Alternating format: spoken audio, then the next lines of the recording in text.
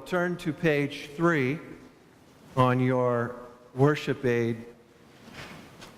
And on the right-hand side, below where you see Holy, Holy, Holy, you'll see the beginning of the institution narrative, where Jesus Christ institutes the Blessed Sacrament at the Last Supper, what his words are.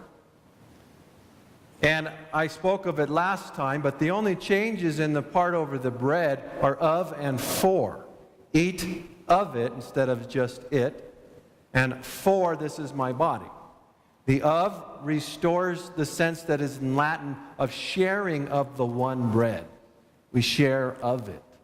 Instead of just eat it, we share of it. Eat of it. So there's more of a sense of sharing. For is why. Why should I do this? Because it's my body, which will be given for you. We should receive it. Now, there's a lot more changes in the narrative of Christ over the cup.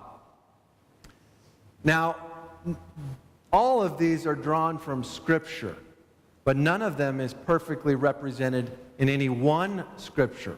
Okay, it's taking what is in 3 accounts in the Gospels and what is also found in Paul, and putting it in liturgical format to maintain the tradition and carry the tradition forward, okay, of what is found in Scripture, and calls to mind this great work that Jesus has done. I say this because some of these words are not exactly as found in Scripture, but they are appropriate for our context. So, the first thing you see is the word chalice.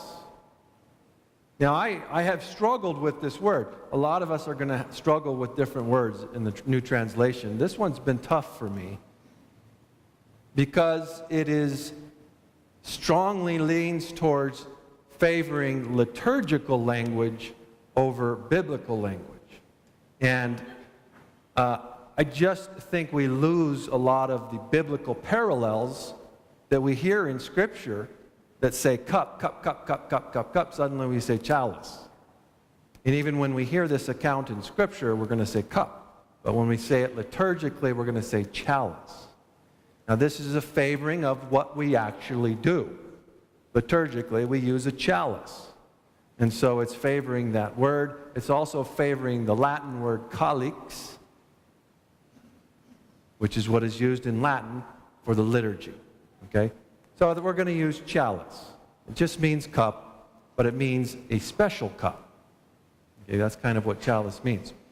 Of my blood, the blood of the new and eternal. Were you saying eternal instead of everlasting?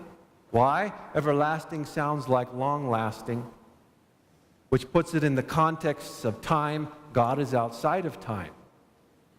God is the creator of time. So eternal is more appropriate for God than everlasting. The blood of the new and eternal covenant, which will be poured out. Right now we say what? Shed. Well, the Latin word and the biblical word are ambiguous in that it can be used for both a cup and for blood. Currently, the word we use, shed, cannot be used for a cup. You don't shed wine out of a cup, but you can only shed blood. So we're going back to a word, poured, that can work both for blood and for the cup. It's a nice ambiguity, and it ties the two meanings together. All right? It also puts Christ into a more active role. He's pouring out his blood. Okay? For you and for many. Currently we say for all. And some people have said, oh my gosh, has the church changed its teaching?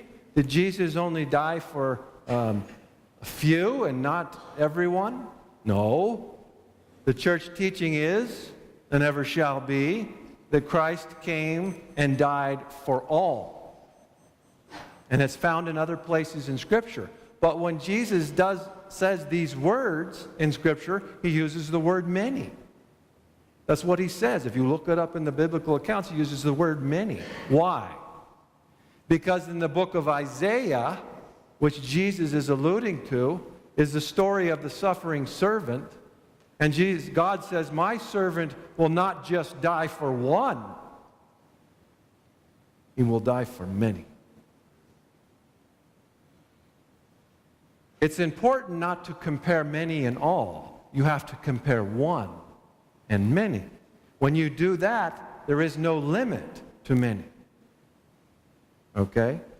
So the biblical account is Jesus came to die for many.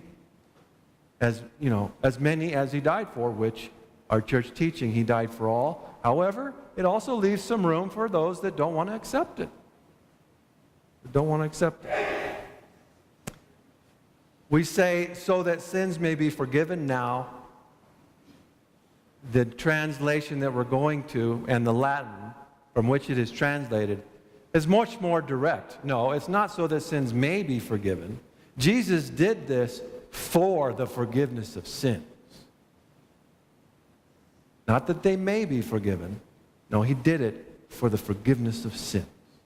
So it's a much better direct translation. Thank you.